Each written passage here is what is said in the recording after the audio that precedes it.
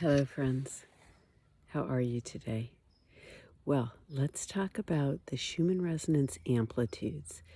And I want to do an explainer and explain how, from the perspective of our human experience, how we can relate that with both depression and insights. Okay, I'm going to focus on the kind of negative side of duality with this. And there's a positive to it because, in my view, these things are turned to our highest good. But the amplitudes on the Schumann, the last day and a half, 2 days, have been not just low, but extraordinarily low. Like not quite zero, although some of the image on the chart appeared like it could be at zero, because that's when you get that deep, deep blue on the chart. But they've been at 1 across the resonances. So what does this mean? I'm going to give you an easy explainer. And that is if you have a fan, okay, and you turn it on, level 1, 2, 3, that's like the amplitude expanding, right, to high levels if you go to 3 or high. Now, when the fan is off, and maybe the blade is still rotating even though it's off, that could be a really low amplitude, let's say. But when the blade is off and not moving at all, and the fan is off, that would be like 0. So what does that mean? It means the energies that have been going around the planet, the energy for them has sort of petered out. And that leaves us in an interesting place, okay?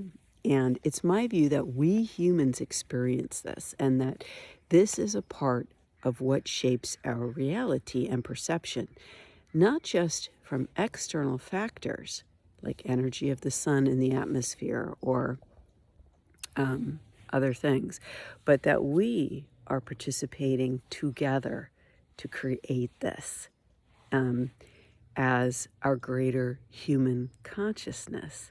And that this human consciousness is so vast, the group of us, that it actually shows and can be measured. And that in essence, this is also a key part of what the Schumann resonances are. Okay, that's my theory. And I'm sticking to it. Okay, I have many videos on why I think that. Today let's go into the amplitudes, okay? Now, I want to tell you a story first. I went to a local meditation site, okay? It is a group that teaches meditation, and it's sliding scale, so anybody who wants to go can go. And they've done it for, well, probably decades.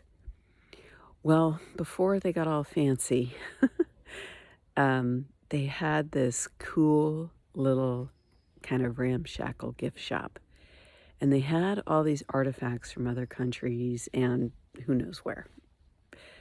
I was fascinated at one point a few years ago because I really wanted to get one of the Buddha statues, the peaceful, calm Buddha, because that really kind of resonated for me of what I wanted to achieve in myself, peace and calm.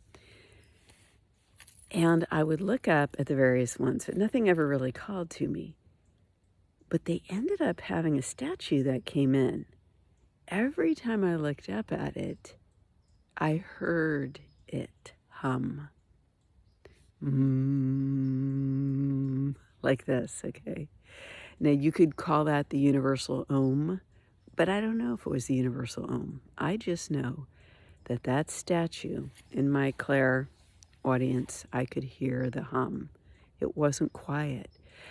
And I thought, I've never seen a statue like this before. That's pretty amazing. And I was enthralled with the fact that this statue was humming, okay? I thought, it's clearly very special. That's maybe a reason for me to get it. But I never bought the statue. The thing is that I knew that having a hum would kind of bother me after a while. And the reason that it would bother me is because it's not emanating from me and my own soul. And it clearly was intriguing, was interesting, but it's not the truth of who I am, right? So I didn't want it in my home or in my location 24 hours a day.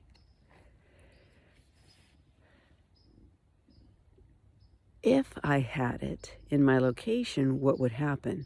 I would always hear the background hum.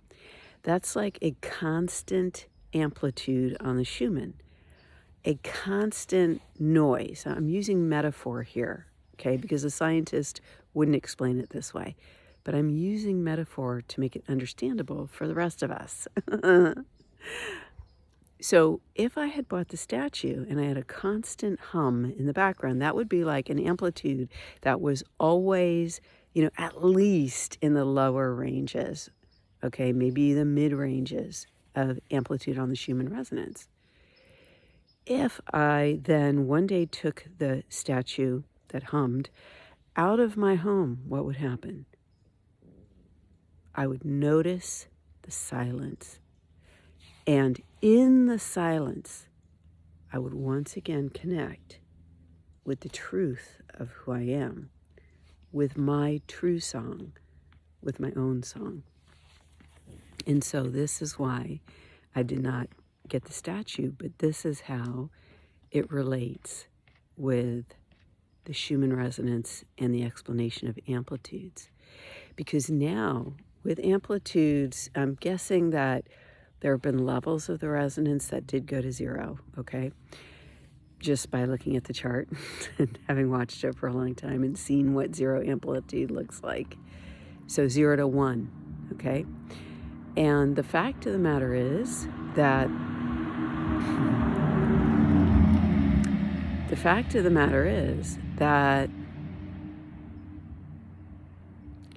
it's like whatever background hum that you usually have going on for you in your body and energy field, that is quiet now. And then what happens? Suddenly the truth of who you are can step forward. It's pretty cool, right? Okay, so number one, that's an potential effect of low amplitude, right? So it also gives us the capability to say what is me and what is not me, right? When I heard the hum, I was fascinated by the hum from the statue. It was an offer. Take me into your house. I can, be there in the background. But that was an offer I declined because that was not mine. That was not me. So there are some other energy effects going on right now. There was a lot of heat that suddenly came off. The heat of the planet and the Schumann resonance are directly tied, and I'll link my video on the Schumann magnetism and heat below. Okay, it's pretty fascinating. In the astrology, the moon was applying to the planet Pluto, then met it, conjuncted it, and then came off of it, separating, which releases energy. But what is Pluto about? It's about diving to the depths and discovering what's there. So that goes so perfectly with turning the amplitude down to zero or it becoming zero so that we can hear that still small voice, perhaps of your own soul, and make that connection, meet it. Now, on the way to meeting your soul within, right, on the journey inward, what happens? You meet what is between you and that. Now, when there's something between you and your soul, it's most usually a negative experience or a belief system that no longer resonates or, things that happened, things people said, interactions, things you did, guilt, shame, blame, okay? And so with the background noise turned down to zero, and the moon going over Pluto, we meet these parts of ourselves, okay? The parts where we regret something, the parts where we felt emotionally low, the parts that were challenges that we haven't fully resolved. And it doesn't feel good, okay? And I'll be honest, for me, it's been giving me the offer to pull me to depression, but that's not me. That's not mine. That's not the truth of my soul. So I decline the offer. How I do that is a longer story because it involves releasing magnetism. And if I am in a magnetic situation energetically, it's only because I'm holding one of the magnets. I'll be doing a Substack article on this, so I'll link it below when I get it done. So this is what I'm saying, that I'm focused on what appears to be the negative side of the yin-yang right now in our experience. But the incredible beauty and positiveness that comes from this is that we connect deeper with the truth of who we are. We're able to connect deep with our own soul as we address what we meet that is between us and that door, right, to the connection with the soul within. We open it and step inside and say, hey, I love you, and receive the love that is there for us, literally from the level of the Creator. It can be a scary experience because when things get quiet, sometimes it feels like it's too quiet, and it can be frightening. Why? Because we know we might hear or experience something, right? Now, assuming you're not out, in a unsafe situation, but you're safely experiencing the silence, what could be so scary? What's those things that we haven't faced? Those things deep within. The pull, in part, is from where our expectations are versus what the truth is. The pull is our making ourselves into something that we're not, rather than exploring the truth of our soul and being that. Now, what I've determined for myself, and this is not medical advice, okay, this is an exploration of the energy of the human energy body and energy system. But the tension between the pull of these things, for me, is what depression feels like. And if that comes on, for me, okay, I know that there's some way that I'm engaging with something that is not the truth of who I am. It could be that I want something to be different than it is. It could be that I'm doing an obligation instead of what I've been guided to do from my soul. It could be that I'm staying in a relationship where things aren't